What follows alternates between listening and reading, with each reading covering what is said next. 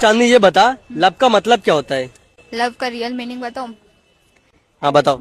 L को डाल के, ओ को दबा के, वी में डाल के जो ए की आवाज आती है उसको कहते हैं सच्चा प्यार।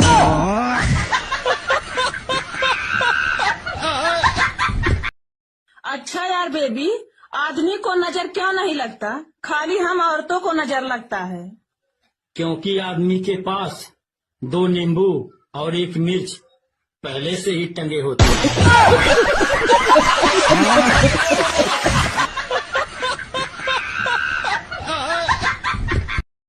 क्या हुआ, यहाँ किस ख्याल में डूबे हो? देखो चली जाओ यहाँ से, मेरा मूड बहुत खराब है। क्यों मूड खराब है, कोई बात है क्या? देखो 30 साल की उम्र में आज तक मेरे माँ बाप ने कभी मुझे नहीं रुलाया और तुमने एक झटके में रुला दी। जानू याद करो वो रात जब तुमने मुझे भी एक ही झटके में रुलाया था।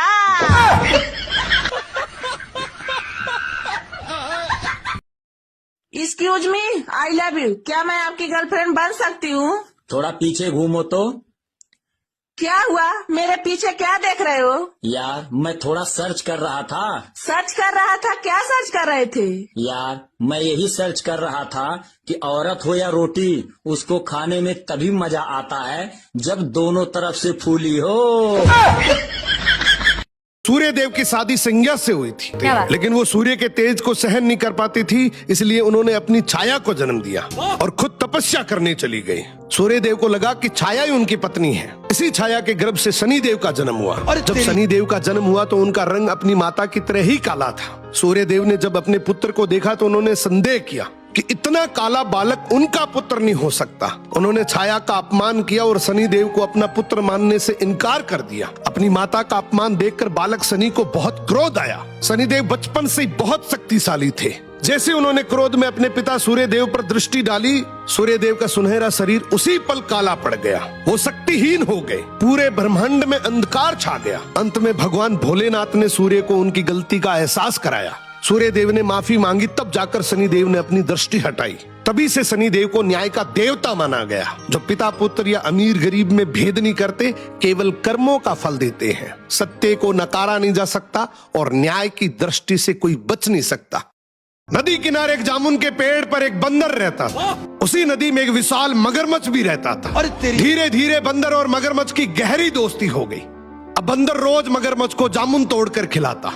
एक दिन मगरमच्छ जामुन लेकर अपनी पत्नी के पास गया और बोला, ये मेरे दोस्त ने दिए हैं, देखो कितने मीठे हैं। बंदर मेरा बहुत अच्छा दोस्त बन गया, वो मुझे रोज ऐसे ही जामुन खिलाता है।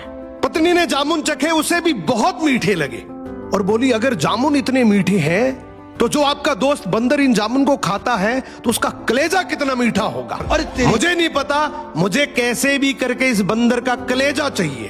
अगले दिन मगरमच्छ बंदर के पास गया और बोला, बंदर भाई तेरी भाभी तुझे बहुत याद कर रही है। कल रात मैंने तेरी मेरी दोस्ती का जिक्र किया, वो बोल रही है कि अगर इतना अच्छा दोस्त है तो मुझे भी मिलाओ। एक काम कर, आज तू मेरे साथ चल, आज की पार्टी वहीं करेंगे।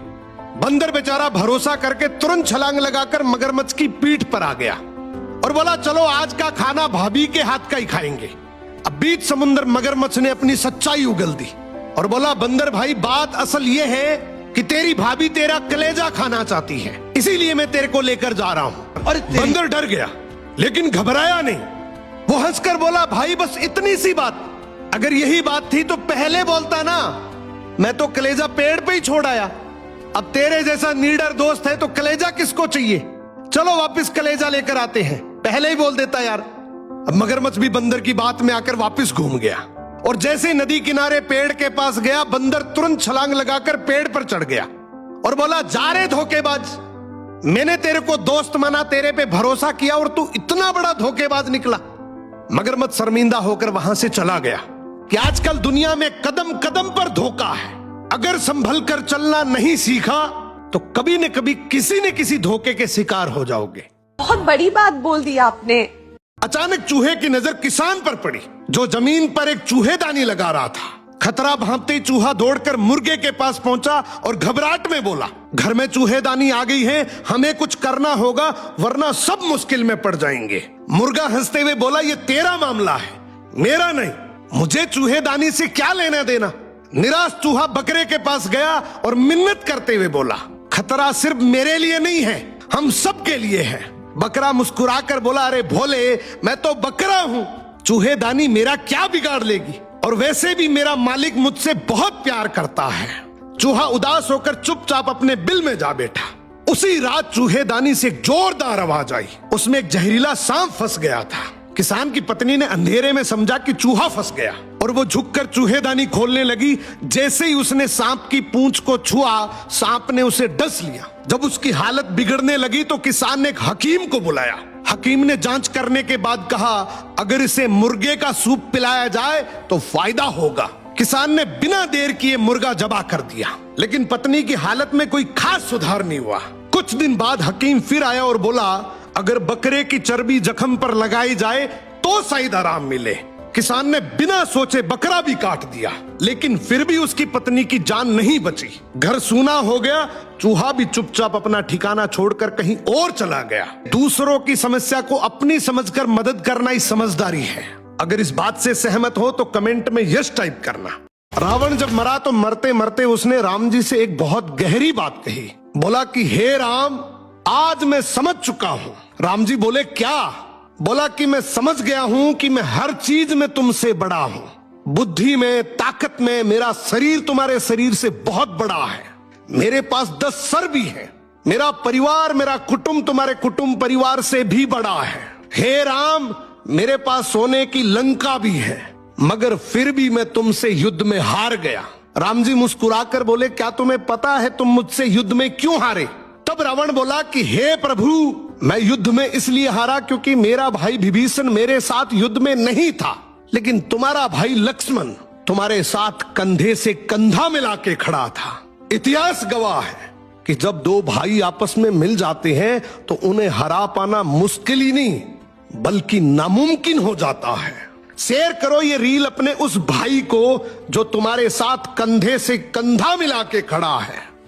एक बार एक कुत्ते और एक गधे में शर्त लगी कि जो भी दौड़ में जीतेगा वो सत्ता के सिंहासन पर बैठकर राज करेगा। दोनों ने दौड़ शुरू कर दी। दौड़ शुरू होते ही कुत्ता खुश हो गया। उसने सोचा, मैं तो वैसे ही तेज दौड़ता हूँ, गधे को आसानी से हरा दूंगा। लेकिन उस कुत्ते को ये बात मालूम नहीं थी कि हर मोहल्ले के चौक पर दूसरे कुत्ते खड़े होंगे जो उसे आगे बढ़ने नहीं देंगे। और ठीक ऐसा ही हुआ। हर चौक पर मोहल्ले के कुत्तों ने उस पर हमला बोल दिया। वो अनगिनत कुत्तों से लड़ते हुए जैसे तैसे वहाँ पहुँच गया। लेकिन वहाँ पहुँचकर उसने देखा कि गधा सत्ता के सिंहासन पर बैठकर राज कर रहा था। हताश और जख्मी कुत्ता बोला, काश मेरी ही बिरादरी वाले मुझसे लड़े न होते, तो आज मैं राजा बनकर उन्हीं का भला कर रहा होता। निष्कर्ष, जीवन में अक्सर हमारे अपने ही हमें आगे बढ़ने और जीतने नहीं देते। और हाँ, कई बार इंसान अपने दुश्मनों से नहीं बल्कि अपनों की खींचतान से हार जाता है।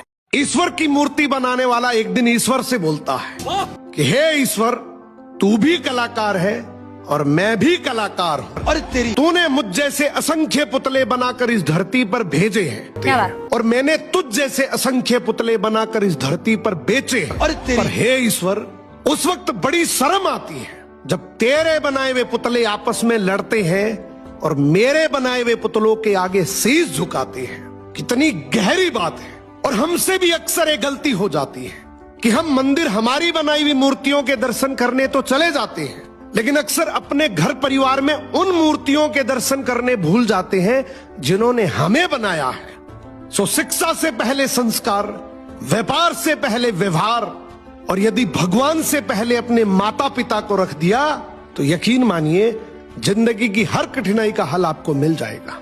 अगर सुबह उठते ही आपके पास काम है तो यकीन मानो ऊपर वाला आप पर बहुत मेहरबान है। अरे तेरी, तो इस बात की शिकायत मत करो कि बहुत काम है, बल्कि शुक्रिया अदा करो कि ईश्वर ने आपको खाली नहीं बिठा रखा, क्योंकि खाली बैठना यकीन मानो थकान से ज्यादा जानलेवा होता है। और इस बात को भी समझो कि परमात्मा जिम्मेदारियां उन्हीं के कंधों पर डालता है जिनमें उसे लगता है कि उन जिम्मेदारियों को संभालने की आपकी काबिलियत है। सो एक प्यारी सी मुस्कान के साथ अपने काम की शुरुआत करो।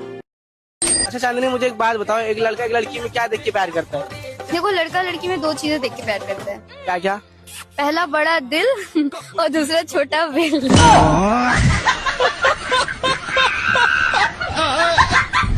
आज जो हंस रहे हैं तुम्हारी नाकामयाबी पर, कल वही तुम्हारी सफलता पर नाचेंगे, कूदेंगे, जश्न मनाएंगे और एक बात बोलेंगे, देखो हम तो कहते थे ना तुम जरूर कामयाब होगे। क्या बात? एक बनता हुआ मकान किसी को अच्छा नहीं लगता, लेकिन जब वो बन जाता है तो सबको अच्छा लगता है। इसी तरीके से एक मेहनत करता लड़का किसी को अच्छा नहीं लगता, लेकिन जब वो मेहनत करके कुछ बन जाता है तो सब उसके जैसा बनना चाहते हैं।